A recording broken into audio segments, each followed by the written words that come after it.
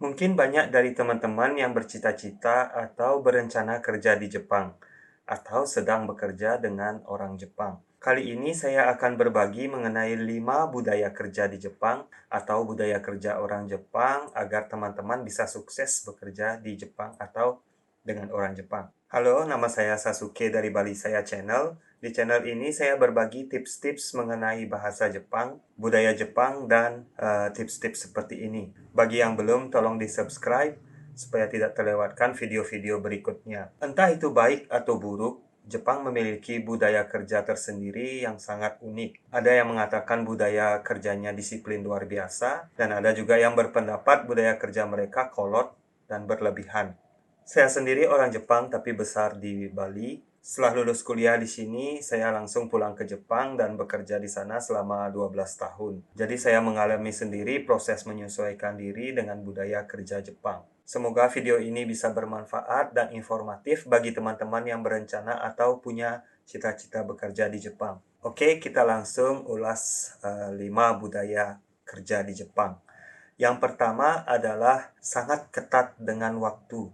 Jangankan 5 menit, terlambat 1 menit pun sudah dianggap telat. Nggak peduli apa alasannya. Tidak on time adalah kesalahan yang paling vital dan fatal di Jepang. Saya pernah terlambat 5 menit dan dilempari asbak sama atasan. Kedisiplinan adalah faktor yang sangat penting. Selain waktu, aisatsu atau salam juga sangat penting. Jangan sampai ada yang kelewat, nggak disalamin. Juga ada istilah shigo kinshi. Ini artinya nggak boleh ngomongin masalah pribadi selama jam kerja. Selama kerja yang ngomongin kerja, nggak boleh ngerumpi di depan kerja. Satu tips buat teman-teman jika terlambat kerja, langsung saja minta maaf, nggak perlu banyak alasan. Orang Jepang kadang-kadang nggak suka alasan-alasan. Tiba on time adalah bagian dari pekerjaan. Yang kedua adalah ada senpai kohai. Senpai itu artinya senior, kohai itu artinya junior. Di Jepang pada dasarnya senior junior ditentukan berdasarkan siapa yang lebih dulu masuk ke sebuah perusahaan atau institusi. Jadi tidak berdasarkan umur. Jadi kalau ada senpai atau senior yang umurnya di bawah pun kita harus pakai keigo atau bahasa halus atau harus memanggil family name plus san. Misalnya Tanaka-san, Sato-san. Begitupun sebaliknya kalau ada kohai atau junior yang umurnya lebih tua, kita bisa berbicara dengan bahasa yang biasa, bukan bahasa halus, dan boleh memanggil nama tanpa memakai san. Yang ketiga adalah ada istilah sabisu zangyo. Zangyo artinya lembur, sabisu artinya rela atau cuma-cuma. Jadi di Jepang ada istilah lembur cuma-cuma. Ketentuan jam kerja di Jepang sebenarnya 8 jam per hari atau 40 jam seminggu. Selebihnya mesti dihitung dengan lembur.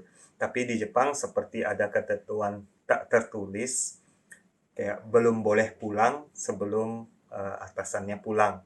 Jadi ada perasaan nggak enak pulang lebih awal daripada atasan. Jadi mau nggak mau, karena merasa nggak enak, pegawai lembur sampai atasannya pulang. Beberapa tahun belakangan ini sudah banyak perubahan mengenai undang-undang ketenagakerjaan dan ada reformasi kerja, mungkin sudah mulai berubah sedikit. Nah, sekarang lembur juga dibatasi menjadi maksimal 100 jam lembur per bulan.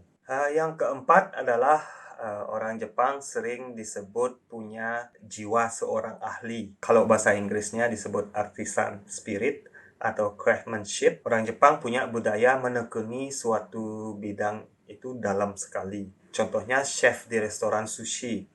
Restoran sushi di Jepang yang boleh mengepel sushi di depan tamu itu mesti harus latihan setidaknya 5 tahun.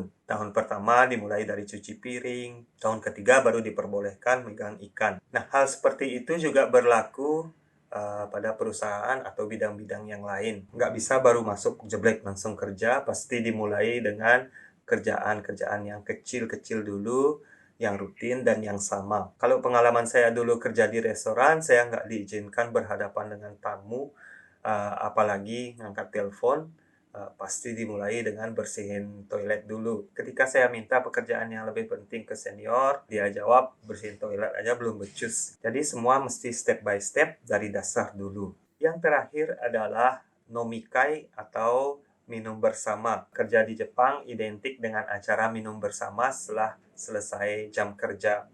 Kita biasanya ke izakaya atau tempat minum-minum khas Jepang. Nah, di sanalah biasanya kita berkomunikasi antara satu sama lain, melepas penat dan stres kerja.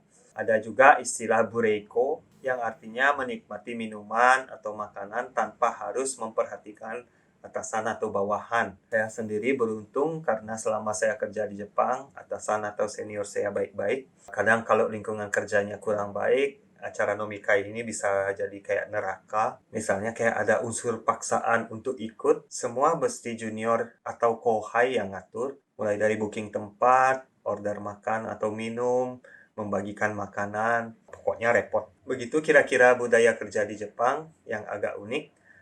Budaya ini udah turun-temurun dari tahun 1970-an ya, dan masih sampai sekarang. Banyak opini masyarakat yang berpendapat hal-hal seperti ini udah kolot dan mesti diupdate. Banyak juga perusahaan yang sudah mulai untuk menilai pegawainya murni berdasarkan keahlian dan produktivitas mereka, bukan lagi berdasarkan hal-hal yang saya sebut tadi. Nah, pemerintah juga mencetuskan melakukan reformasi terhadap budaya kerja tadi, tapi mungkin butuh waktu untuk berubah. Oke, sekian dulu untuk video kali ini. Sampai jumpa di video berikutnya. Sementara saya hanya upload seminggu sekali setiap hari Jumat malam. Jangan lupa di-subscribe. Terima kasih.